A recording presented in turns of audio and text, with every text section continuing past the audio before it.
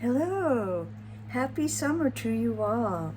So today I am doing a video. It's a VR, but I don't really know who the originator of this tag is. I think maybe a few years ago I actually already did this, but of course it's 10 last decks. So as time goes by, that's going to keep changing. At least if you're someone like me who, buys decks fairly regularly. Less often than I used to, but I do have a couple more than 10, and I thought that I would include all of them. And although the hashtag is 10 last decks, what I've got here are all the decks that I have acquired in 2025, and it is today, July 14th, so happy Bastille Day to those of you who celebrate. I'm hoping that we'll maybe have our own Bastille Day here in the States soon. Anyway, I've got a bunch of decks, and I was going to do them in the order that I got them in. Like the first one I got was in February, and move through time that way, but I've kind of now got them in categories, so I think at the end I'll just read the order that I got them in, but for now I have this kind of by, I don't know what I've got. Anyway, let me start. This actually is the one that I got in February. So the farthest away, and it's called Magical Nature. I have seen it. It's by the Sync Spirit Collective. I had seen it online, and I had seen some postings about it, and I was quite intrigued by it. It's made by someone here in Massachusetts, and it is made using this incredible paper that's made out of plants, and all the coloring, or the what's used to color the cards, is all from metals and plant materials. And it's just beautiful. The cardstock is, gosh, I wish more decks were made out of this cardstock. If you're a regular watcher of my videos, you know that I am always griping about, hey, great deck, crappy cardstock. And it does make a difference. Like, it doesn't have to be glorious cardstock like this, but I just can't take that stuff that's so thick and cardboardy like Hay House uses for their tarot decks, because you absolutely can't shuffle them. Okay, I'm going to stop complaining. Look at this beautiful deck. I love it. The color palette to me is a little wintry, and maybe autumnal, and maybe even a little bit spring, but it's not summery. So I kind of put it aside when we got into summer, and I'm using some decks that I feel are a little bit more summery. The next one is that one I got, February 1st. So as I said, I wanted to get that deck, and a friend of mine said they had it, and we met up in February 1st in Salem, Mass, for a little outing together. And they said to me, you know what, I really don't use this deck that much. You can have it. And I was like, no, I don't want to take your deck. I just wanted to see it. And so they said, well, let's do a reading. And we did this reading, and the last card was the Eight of Wands, and it was pointing to me. And so my friend said, there you go, the deck is going to you. So that's how I got that deck. This one I saw, I don't know where, online somewhere, Dark Earth Oracle, and it's really not my usual style of deck. It's got some kind of alienish looking folks in it. Beautiful kind of, it's gold, but yet sort of holographic. And I just love the color palette. And I like the keyword. So it's got different, you know, it's not your typical abundance, release, I don't know, the ones you always see. Masters of reality, self-mastery, I don't know, I just randomly, elements, ego, soul cultivation. I've pulled this one a few times. Hope is something that you do see in other decks. Evolution, spirits of nature, resilience, the astral realms, and I really love this one, collective consciousness. So this one I like, and I used it a lot in February when I first got it. For me, the month of February, colors are pinks and purples and reds, and this deck has a lot of those colors in it. And so I used it a lot in February, March, and April. And again, I do tend to use my deck seasonally, so that one's kind of put on the back burner while I'm using decks that I feel are more summery in nature. Let me see. This is a deck, the Neo Tarot, that I had before, and my daughter was visiting, and apparently she liked it. I was using it. It was out on my altar or something, and the next thing I knew, I no longer had the Neo Tarot, and that was several years ago, and I had been having a challenging year. Things are definitely looking up here this second half of the year, and I thought, you know, I kind of want that Neo Tarot deck back. It's a self-care deck. In the guidebook, it has, you know, descriptions of the meanings of the cards, and then it's got a self-care activity for each of the cards. And so I rebought it. I actually found it on, I think, Thrift Books. It said used, great condition, $4.99, so $5. And I bought it. I thought, oh, well, for $5, sure, I'll rebuy it. And I did. And when I got the deck, it was all wrapped in plastic. It was actually brand new. It wasn't used at all. So for $5, I got this deck and the guidebook, and I'm quite happy. I'm glad to have this deck back. The next one I wanted to show is this one, the Ancient Aurum, and this is just a straight on RWS, but it's got this gold, oh yeah, you can see it, coloring on it. In each card, the pattern is different, so I mean, I don't know how they did it, but it's not like it's the same pattern on each card. It's gorgeous cardstock. It's wonderful to shuffle. And, you know, it's Pixie's art. It's the coloration is similar to your standard Rider-Waite-Smith deck.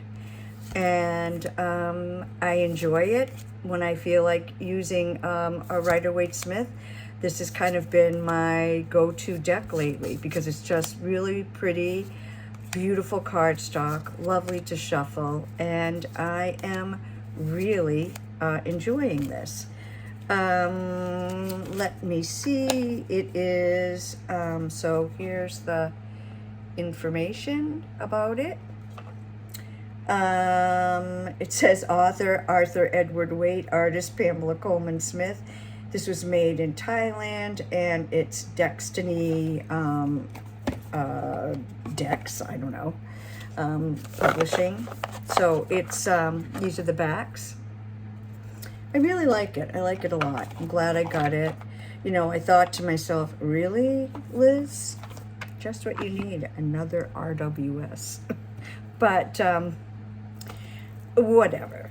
Okay, now I'm going to go into several decks that I have gotten recently. This is where I have kind of categories.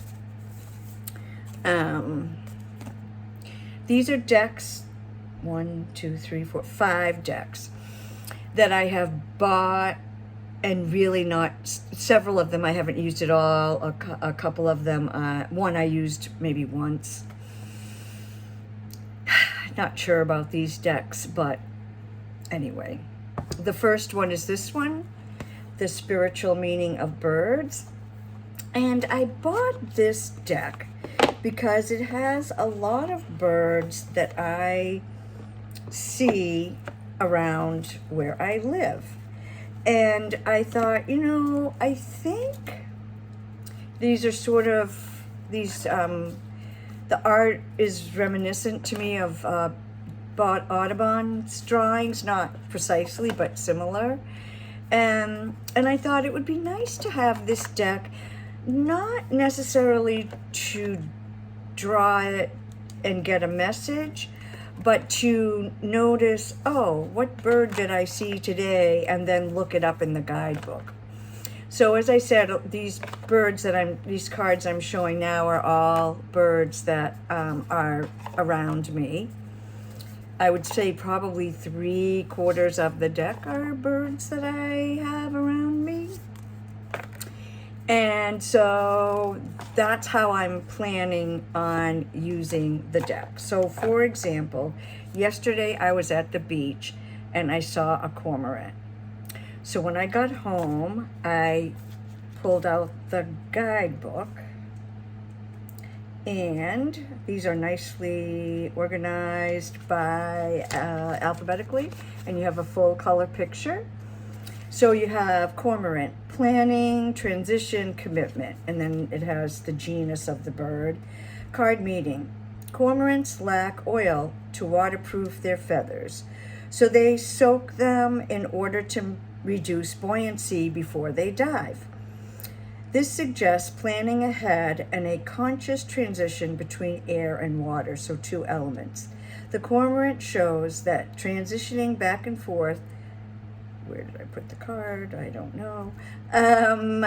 Transitioning back and forth between 2 states or situations is possible as long as you prepare correctly and commit yourself fully to one or the other state at any given time.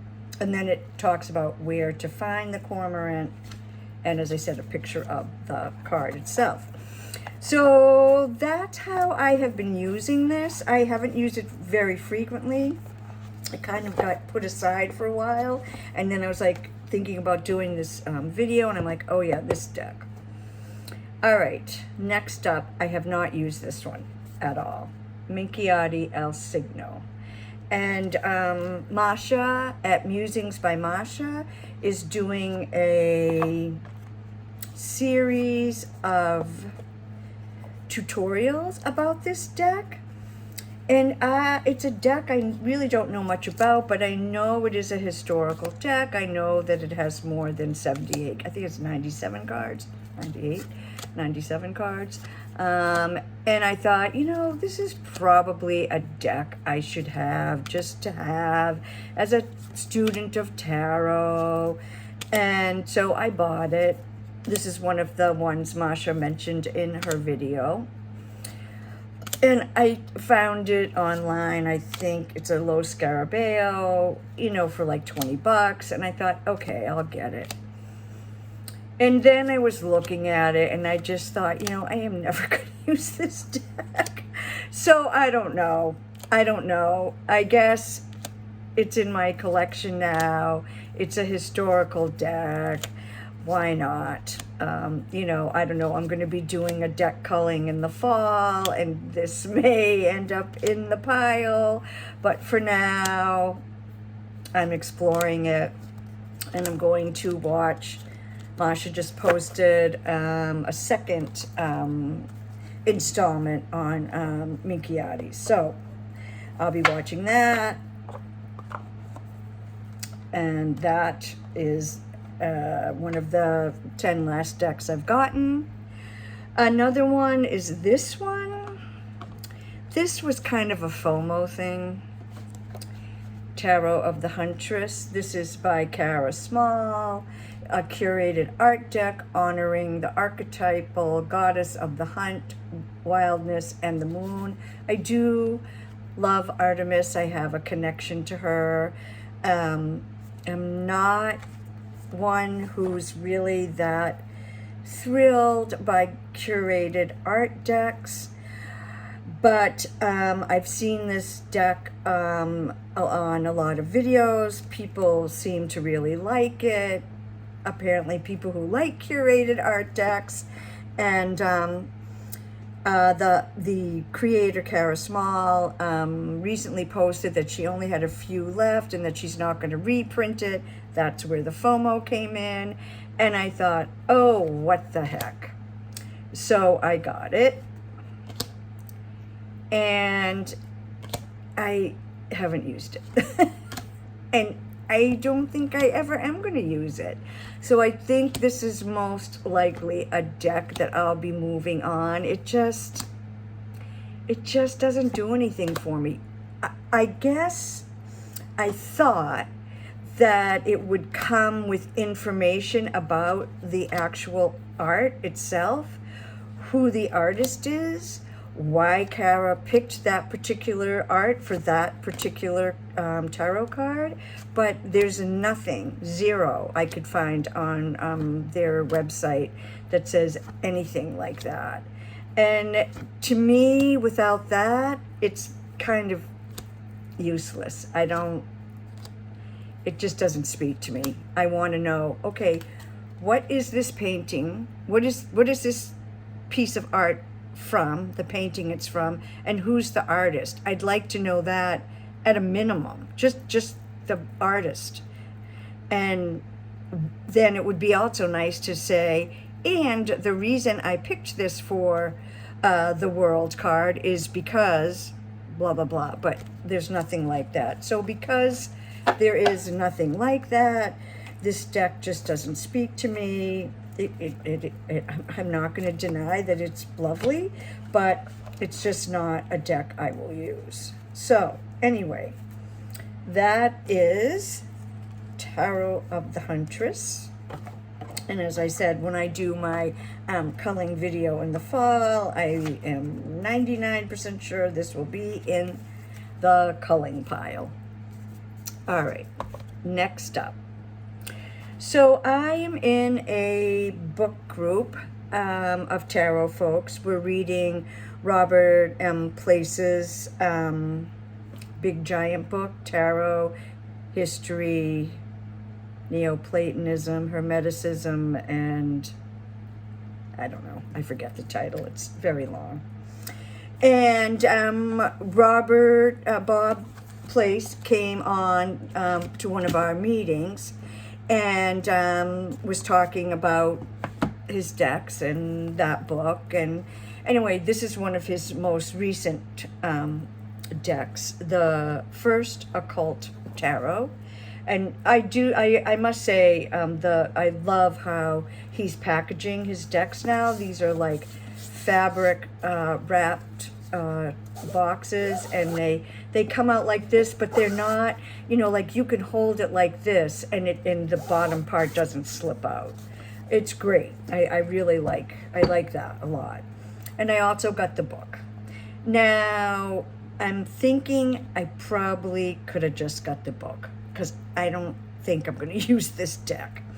But I am really enjoying this book. So this is a book about how the two French scholars, philosophers,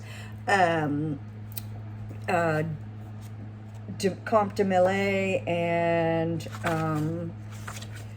in particular Comte de Millet and de Gébelin put occult meaning to the tarot. And of course we all know that they thought they saw in the tarot cards a connection to ancient Egypt, and from that they deduced that the tarot originated in Egypt and was brought from Egypt to through the Middle East to Europe. And you know, that that idea lasted a while until somewhat recently. It was debunked by scholars. And I think a lot of people have disavowed, have made fun of, have stopped honoring or valuing the work of de Chambly and Comte de Millet because their theory was wrong. But it was a theory, and it was from the late 1700s. And, you know, a lot of things that people believed in the 1700s, we have come now to realize, like, I don't know, leeching as a medical treatment, aren't really the best idea or aren't true. We, you know, because we've evolved and we've learned more and we've gone beyond what people have believed. And that's human evolution in thought and philosophy and, you know, healthcare and tarot, occult, all these things. So I'm really glad that Robert Place wrote this book. I'm where am I? I'm on page 58. And I think there's maybe 100, I don't even know if there's 100, yeah, about 143 pages. So I'm a third of the way through. And I'm really enjoying it. And I'm glad I have the book. Not sure that I'll keep the deck. So Comte de Millet he has the majors, he has them in backwards order. So we have the universe, and has renamed some of them.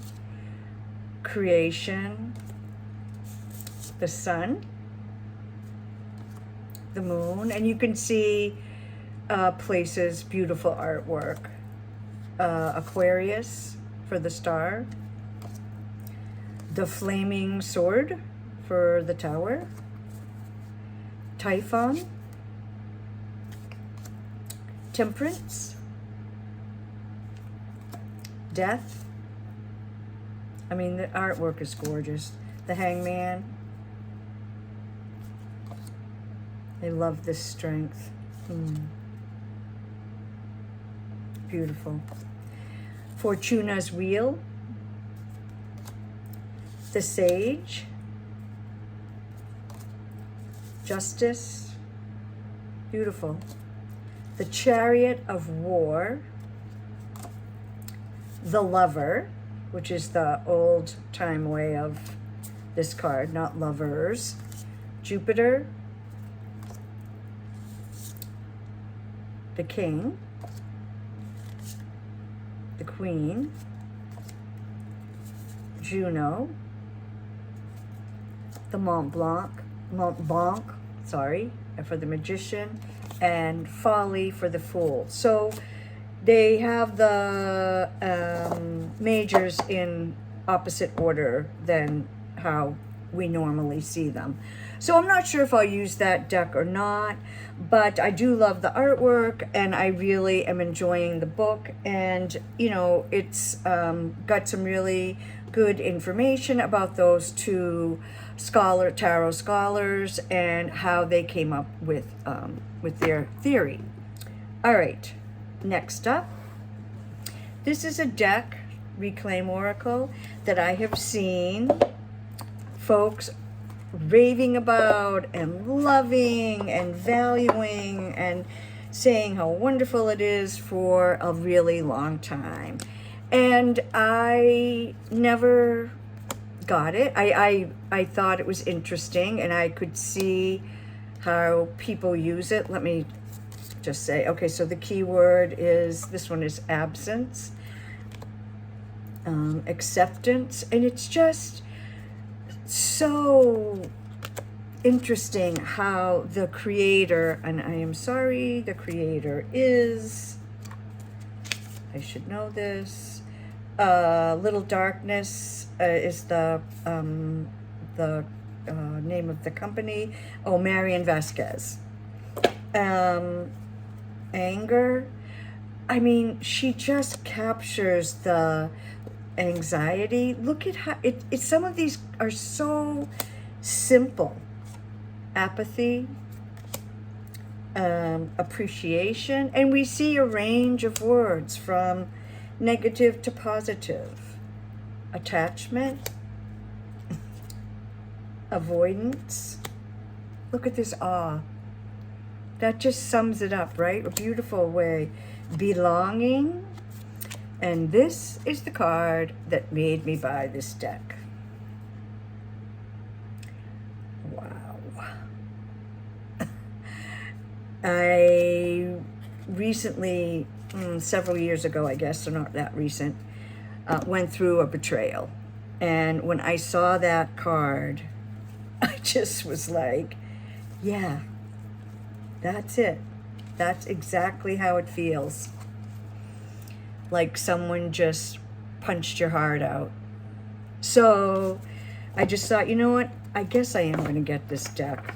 It had been unavailable for a while, but then it's a lot of cards. It's chunky. I think it's really going to be a great deck to have, to do work, self-healing, self-care, self-worth work.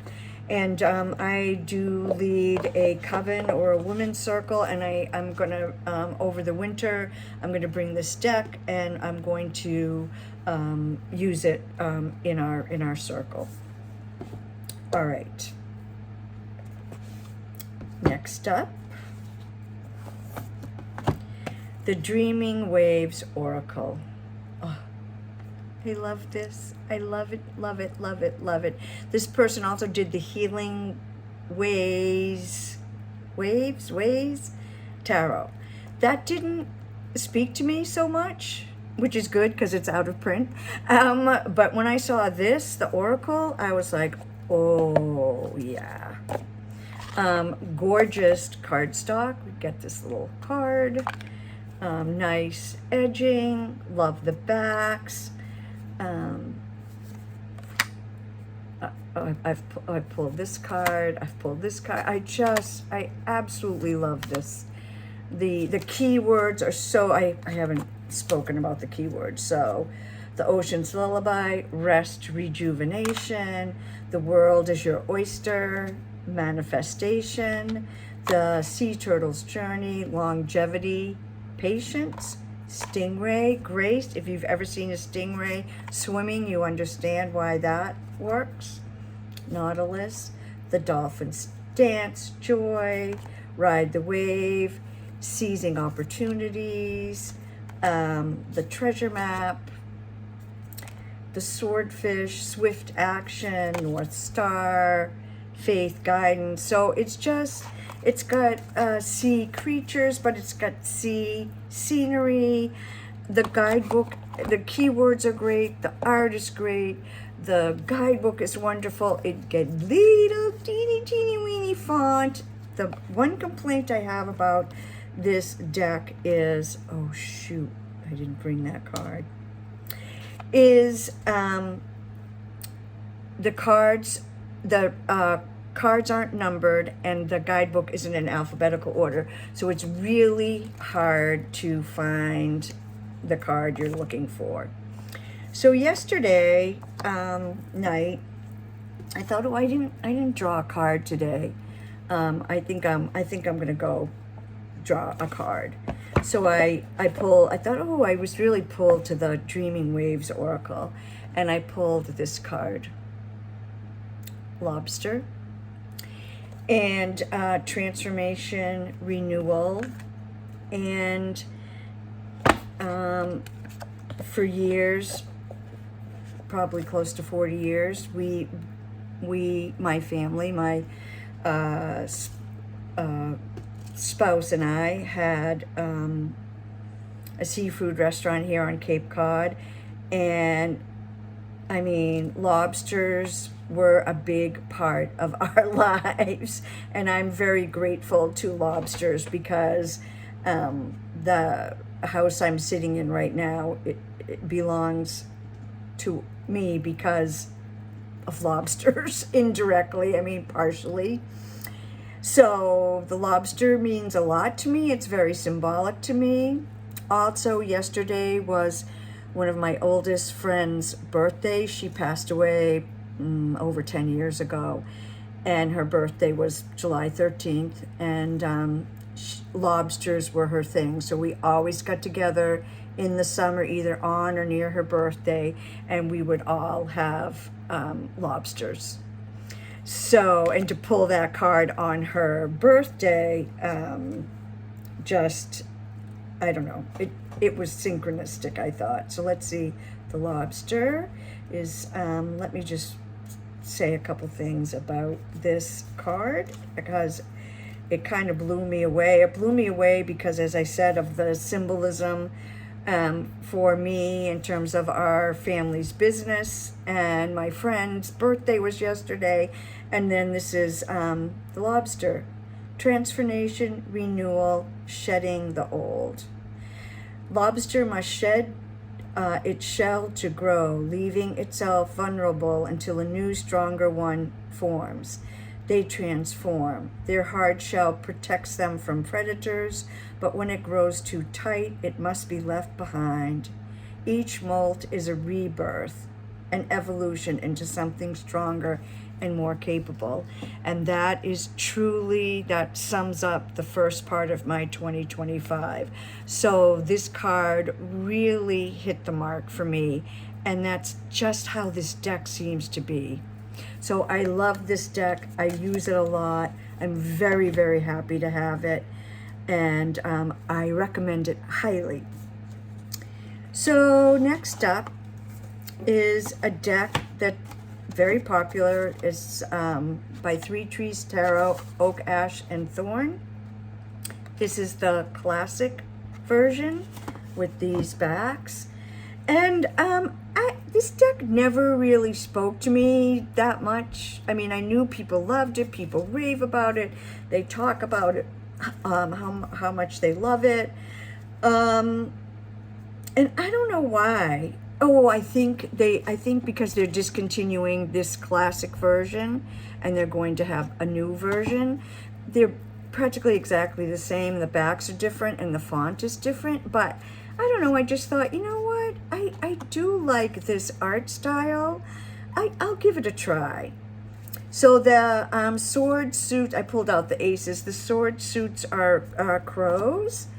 The wands are foxes, and I love crows, foxes, and the cups are squirrels. So cute. And the pentacles are rabbits or hares. So here's just a few of the cards that I pulled out. It's just, you know, the first couple times I used it, I was kind of like, yeah, okay.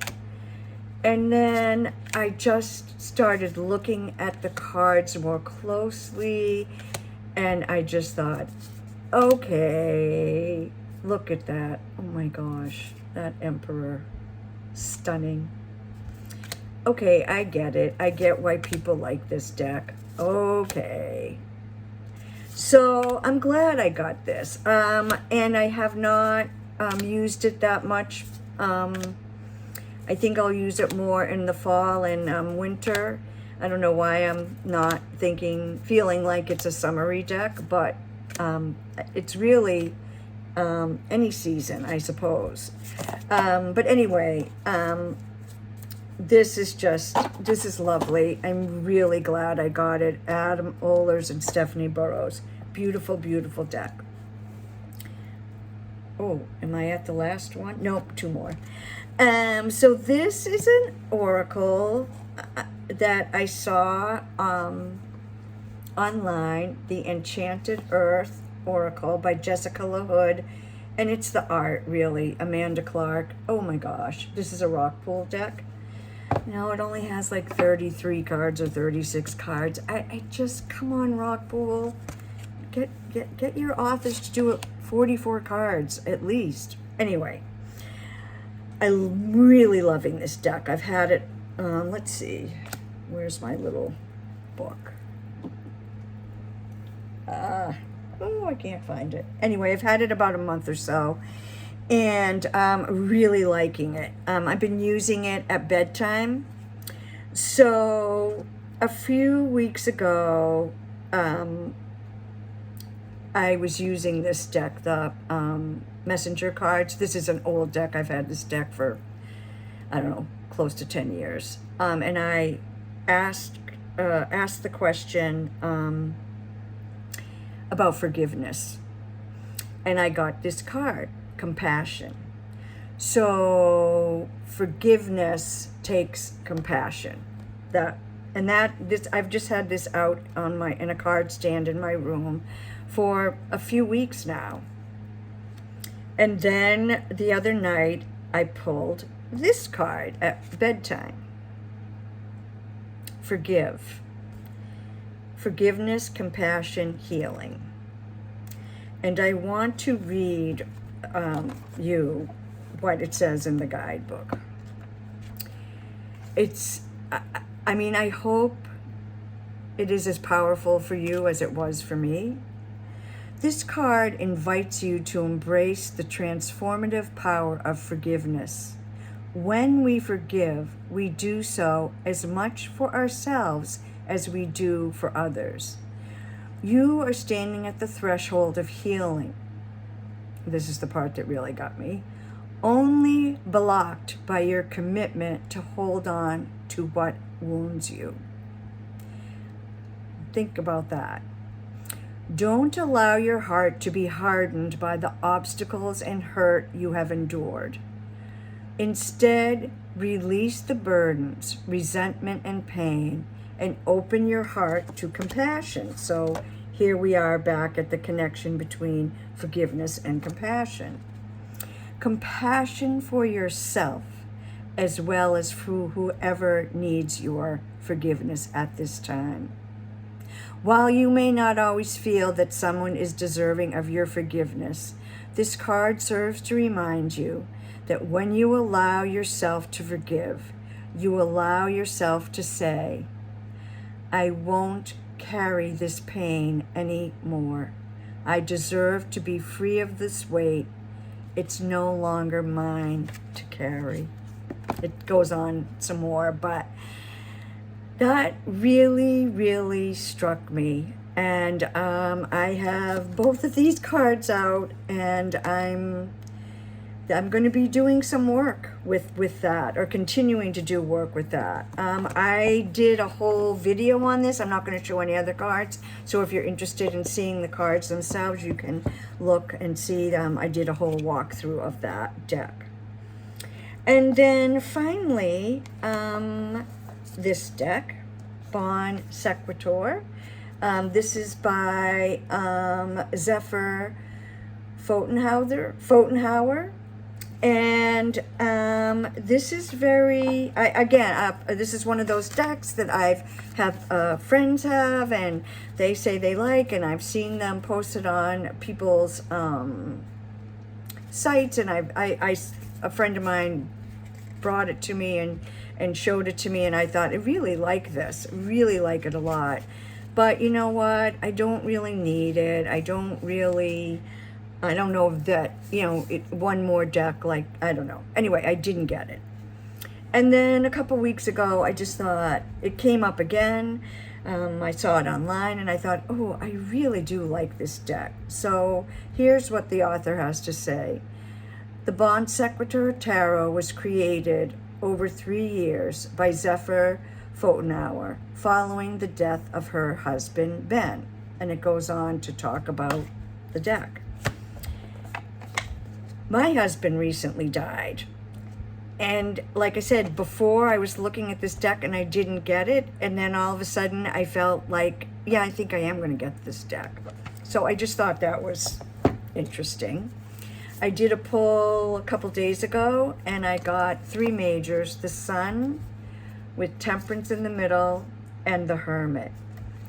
And as I said, I've been going through a death, and so I feel like these cards were saying find the balance between being a hermit and healing and being self-care and all that, and being out and about and finding joy in being with your friends and family. So this was a really powerful reading for me.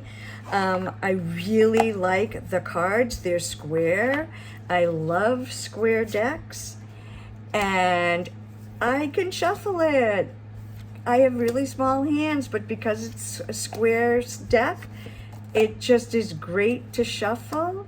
I really, really like it. I'm really enjoying it. I do think it's got kind of a summery color palette. I mean, I'll use it all year round, but I'm really, really enjoying this deck, and I'm awfully glad I bought it. So that is 1, 2, 3, 4, 5, 6, 7. Wait a minute. 1, 2, 3, 4, 5, 6, 7, 8, 9, 10, 11. So really it's my last 12 decks, not my last 10, but you know, close enough. So, what are your thoughts about these decks? Put a comment on some decks that you've recently brought into your collection that you're really enjoying. And as always, peace and love, my friends.